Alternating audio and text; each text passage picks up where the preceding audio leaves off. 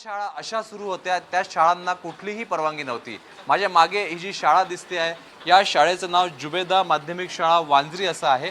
उत्तर नागपुरामध्ये रहमतनगरमध्ये ही जी शाळा आहे या शाळेला कुठलीही परवानगी नाही आहे आणि फक्त मनात आलं आणि शाळा टाकली असं हे सगळं प्रकरण आहे। आणि यासोबतच गौसिया माध्यमिक शाळा आणि जुबेदा माध्यमिक शाळा ह्या भंडारा जिल्ह्यातली एक अल्पसंख्याक संस्था आहे, छप्परबंद शिक्षण संस्था। या शिक्षण संस्थेच्या माध्यमातून या दोन शाळा चालवल्या जात होत्या। धक्कादायक म्हणजे 450 विद्यार्थ्यांचा प्रवेश या शाळेमध्ये दाखवण्यात आला आहे आणि 450 पैकी जवळपास 150 पेक्षा जास्त विद्यार्थी इथे दररोज अभ्यास करायचे। पण या विद्यार्थ्यांकडे 450 जे विद्यार्थी आहेत त्या सगळ्या विद्यार्थ्यांकडे कुठल्याही पद्धतीने टीसी किंवा मार्कशीट ज्या सगळे देण्यात येत होते ते सगळे बोगस होते। त्यामुळे या विद्यार्थ्यांचं भविष्य आता अंधकारमय दिसतंय, कारण की यांचे डॉक्युमेंट्स जे आहे ते सगळे बोगस आहे।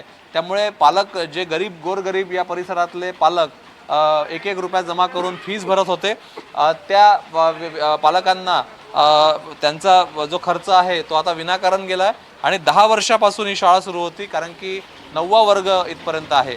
त्यामुळे एकीकडे पालकांचे पैसे वाया गेले आणि विद्यार्थ्यांच्या भविष्यासोबत सुद्धा अशा पद्धतीने खेळ करण्यात आलेला आहे।